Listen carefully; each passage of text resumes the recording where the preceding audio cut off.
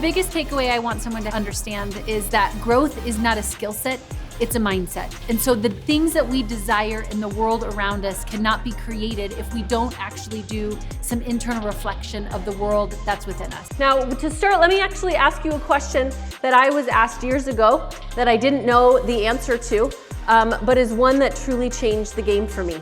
And that is, what's your burn? Another way that I could ask you that question is, what keeps you up at night? Or what gets you out of bed in the morning?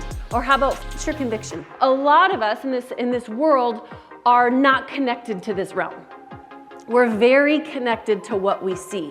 But what happens for that is that we start to be so dependent on the world around us that we have forgotten about the world within us. And I'm here to propose to you today that our future will actually be built on the shoulders of the people who can actually see the unseen. Will that be you?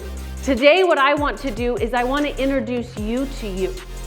What it means to have a goal, a dream, a vision. You fill in the blank. Any one of us could have that title, whichever title it is for you. But the idea here is, did you know that the point of the goal is not the goal? The point of the goal is who you become along the way to accomplishing it.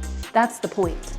Your goals and your dreams and this conviction, I'm here to tell you today, is not designed to make you feel good. It's designed to make you be good. So that when you hit that goal, it's a manifestation of who you became along the way.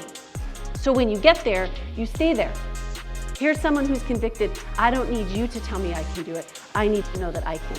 And so oftentimes what happens is we go, yeah, but you don't understand my past. You don't understand my upbringing. You don't understand where I've come from. I'd like to propose to you that that was actually a setup. It wasn't there to break you. It was there to make you. If life is getting in the way of us living our dreams, then what is the point of life?